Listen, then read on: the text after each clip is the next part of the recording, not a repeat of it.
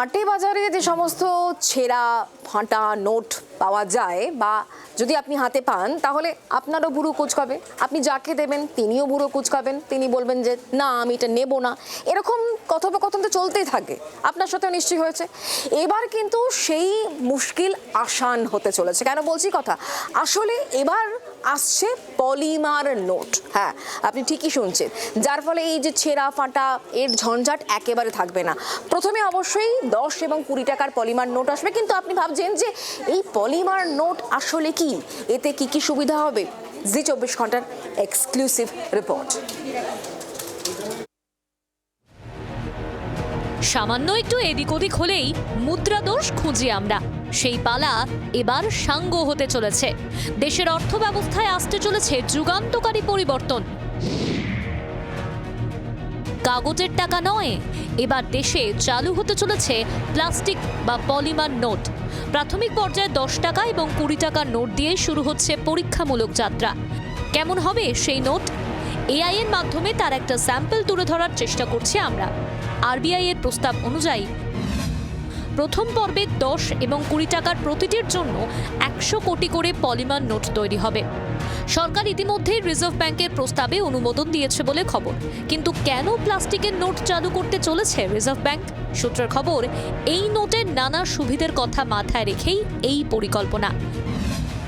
যেমন বর্তমান কাগজের নোটের থেকে অনেক টেকসই, তুলনামূলকভাবে কম নোংরা হয়, জল লাগলেও নষ্ট হয় না, টানাটানিতে ছিঁড়ে যাওয়ার আশঙ্কা কম।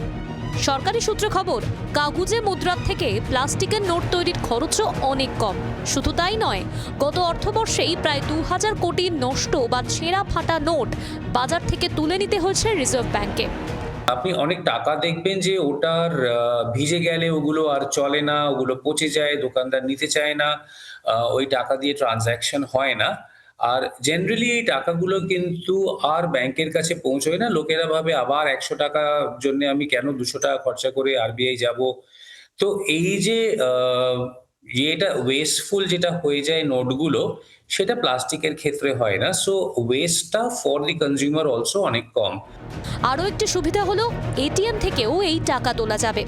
আমাদের এটিএম মেশিন যেগুলো আছে সেগুলো কিন্তু আপনার কারেন্সি ডেপথের উপর কাজ করে, মানে কারেন্সি যেটা আছে নোটটা ওটা কত মোটা।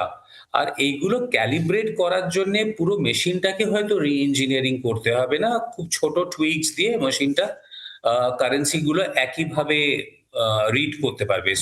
বিশেষজ্ঞদের মতে এই পলিমার নোটের আরও একটা বড় সুবিধা হলো নকল করার সুযোগ কম। আমরা অনেক দিন ধরেই শুনছি যে আমাদের দেশে নাকি জাল নোটের প্রচুর কারবার চলছে।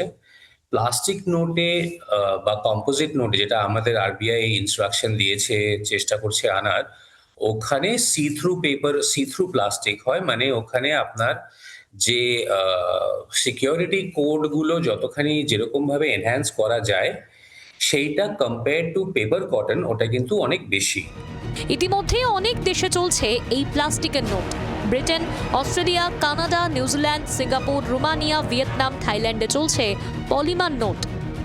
এরপর আস্তে আস্তে এর ওপরে অর্থাৎ 50 টাকা, 100 টাকা, 200 টাকার যে কাগজের নোট আমরা দেখতে পাই, সেক্ষেত্রেও এই প্লাস্টিক বা পলিমারের নোট আমরা দেখব।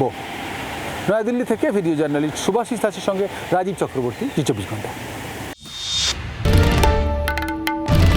বাংলার আওয়াজ, বাঙালির আবেগ, জি 24 ঘন্টা।